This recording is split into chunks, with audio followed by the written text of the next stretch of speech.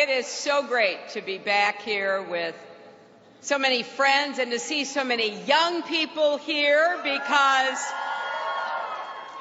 that fits the theme this year: educate, engage, vote. And I can't think of better marching orders for the next 54 days. And anyone who just heard the Congresswoman knows we cannot be on the sidelines. This is the most consequential election in our lifetimes. I want to recognize the Institute for all you do to inspire the next generation of Latino leaders. Last year, I had the chance to spend time with some of the CHCI interns and fellows. It really was like seeing the future of America in one room. I can't wait to see everything that they achieve, and I can't wait, if I'm fortunate enough to be president, to put some of them to work. And I want to thank all my friends in the Congressional Hispanic Caucus. You fight every single day to lift up the Latino community, when the cameras are rolling and when the cameras are off, at home in your districts and here in Washington. And no one understands better than you the pivotal moment we're at right now, not just for Latinos, but for our country. My friends in the caucus have traveled to every battleground state, registered voters. You've stayed focused no matter what outlandish and offensive comments we have heard from my opponent and his supporters. By the way, I personally think a taco truck on every corner sounds absolutely delicious.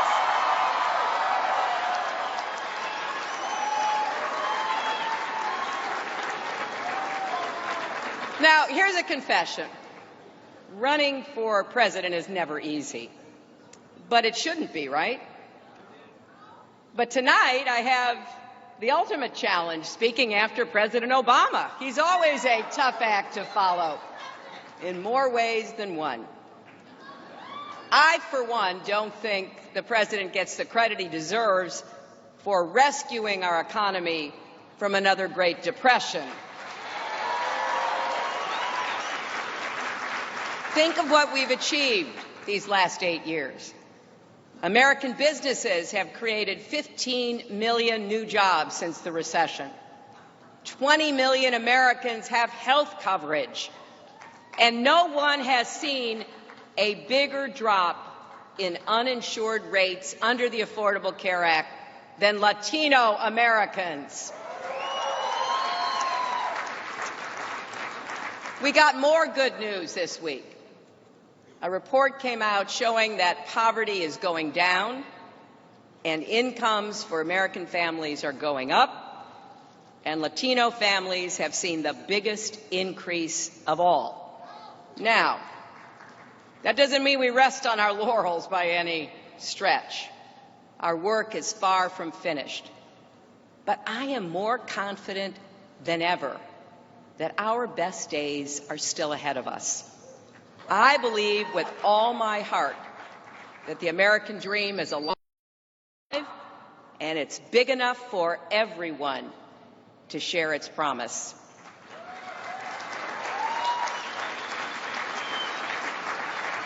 That doesn't mean that lots of people are still not hurting, because I know they are.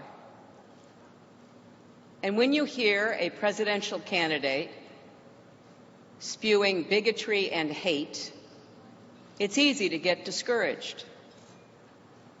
But we're here because we know this election is a choice between not just two people, but two very different visions for America's future. Either we're going to make our economy work for everyone, or just those at the top. Either we're going to fear our differences, or embrace and celebrate our diversity. Either we're going to pit Americans against each other, and deepen the divides, or we're going to be stronger together. Today,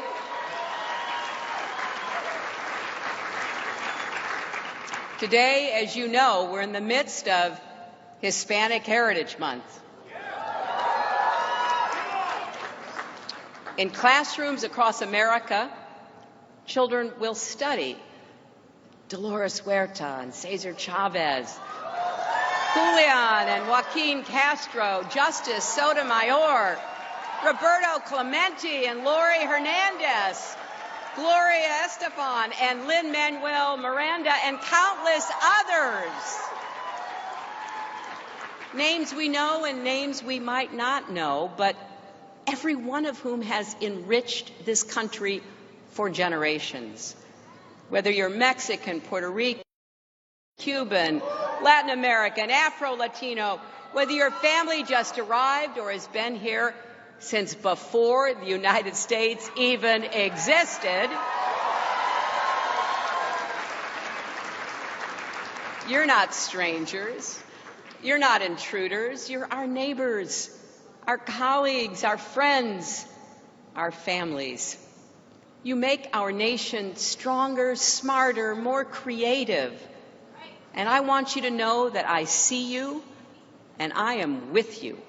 And time and again, we have seen that when we invest in the community, when we make it possible for Latinos to get the health care you need, get the education you desire, compete for jobs, start new businesses, pursue your dreams, all of America benefits. As I said this afternoon in North Carolina, we are in the final stretch of this election, and I intend to close my campaign the way I began my career, fighting for kids and families. That's been the cause of my life. It will be the passion of my presidency.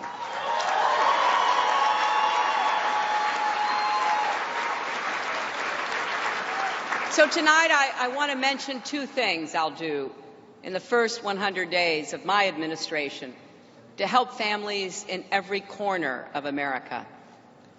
First, we do need to create an economy that works for everyone, not just those at the top.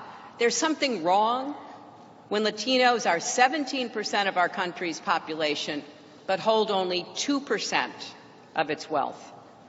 We've got to work together to connect more Latinos with good jobs that pay good wages, with more opportunity, the skills they need to go to college, to launch new ventures, to build wealth that can be passed on to your kids and your grandkids. So we're going to make, in my first 100 days, the biggest investment in new, good-paying jobs since World War II. Jobs in infrastructure, manufacturing, technology, innovation, clean energy. And we're going to cut red tape and taxes and expand access to capital for small businesses, including the Latino-owned small businesses that create so many jobs and so much growth in communities everywhere. And I want to give a particular shout out to Latina small business owners.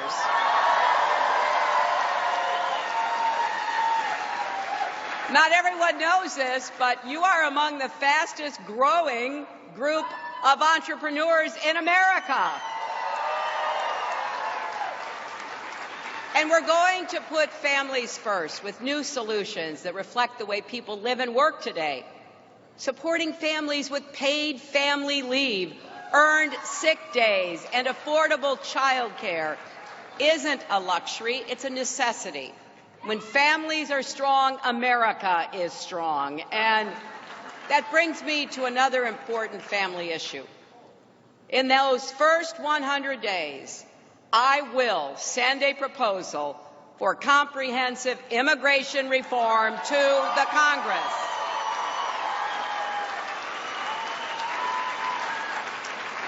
My proposal